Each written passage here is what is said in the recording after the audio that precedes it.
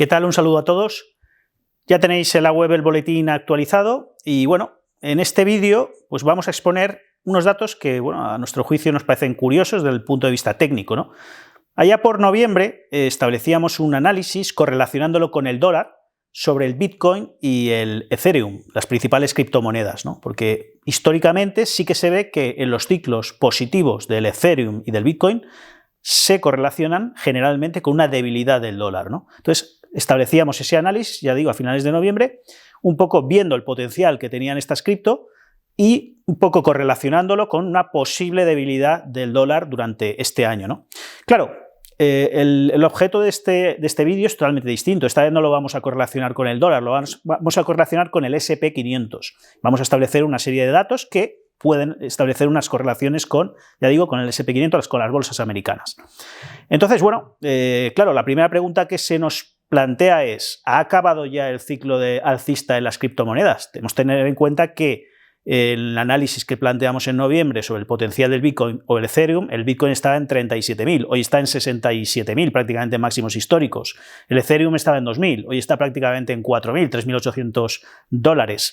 Por tanto, la subida ha sido importante. ¿Queda más subida en el medio plazo? Bueno, yo creo que para ello nos viene al caso este indicador que se llama MVRV Z-Score. Esto es un indicador que han demostrado en anteriores ciclos del Bitcoin la eficacia tanto para leer posibles suelos como posibles techos o zonas de techos donde se producen correcciones bastante importantes, ¿no? Es la desviación entre la capitalización del Bitcoin y el valor realizado del Bitcoin, es decir, la media de intercambios entre billeteras dividido por el número de acciones en circulación, o número de bitcoins en circulación, mejor dicho, ¿no?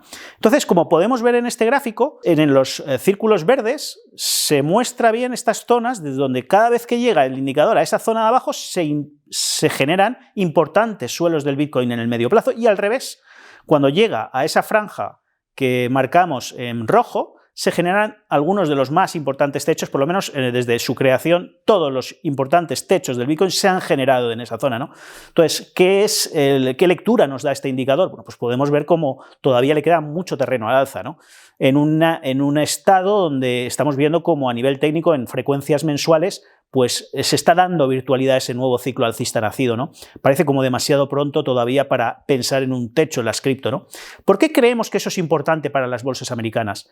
Por el siguiente de los gráficos. El siguiente de los gráficos mostramos la liquidez, el M2, el crecimiento del M2 de los bancos centrales, ¿no? Sabemos que el M2 es un poco el dinero que hay en circulación, ¿no? Compuesto pues, por dinero en efectivo, cuentas corrientes, depósitos y otros activos, ¿no?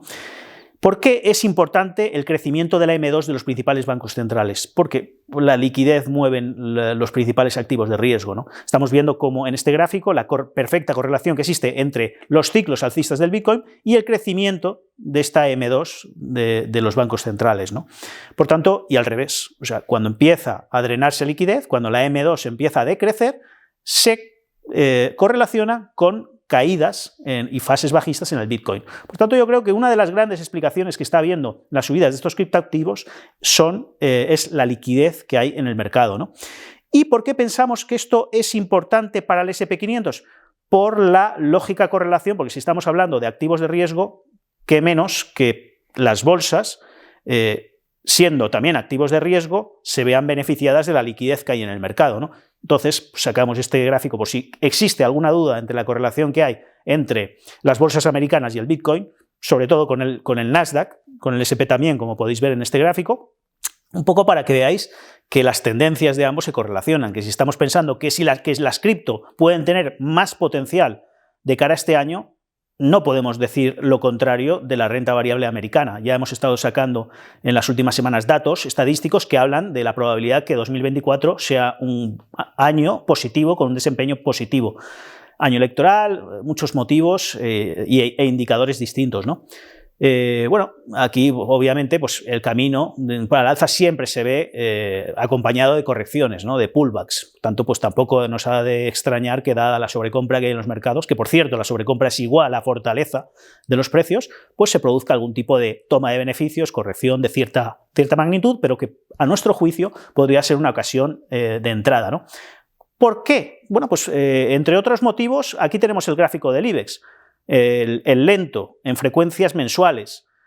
¿Qué vemos en este gráfico? Vemos una perfecta y recién nacida tendencia alcista, sobre todo tras romper toda la tendencia bajista que venía desde el año 2000 y romper los máximos del año 2020. O sea, el IBEX, esa ruptura le ha dejado sin resistencias hasta los máximos del año 2007, que serían la zona de los 12.000, 12.250 puntos, hablando de un gráfico, de un selectivo que no tiene en cuenta los dividendos, es decir, que los dividendos de sus compañías las trata como caídas. El IBEX Total Return, obviamente todos los gráficos que incorporan los dividendos, o que los descuentan, mejor dicho, tienen mucho mejor tono que el IBEX. Por tanto, esto un poco para reforzar la idea del buen tono del selectivo español, ¿no?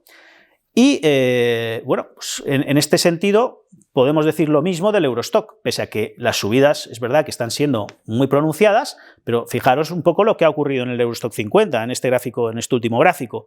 Ha roto los máximos del año 2007, en los 4.370, 4.570 puntos, y ha quedado libre de resistencias históricas hasta los máximos históricos del año 2000, que son 5.530 puntos, es decir, terreno hay, colchón hay tras estas importantes rupturas. Ahora todas esas zonas rotas se convierten en soportes, hay cómodos colchones para, en el caso de corregir, el buen tono y el buen momentum no se deteriore. Por tanto, vamos a ver si todo esto pues mantiene su virtualidad alcista y podemos hablar de un buen año 2024.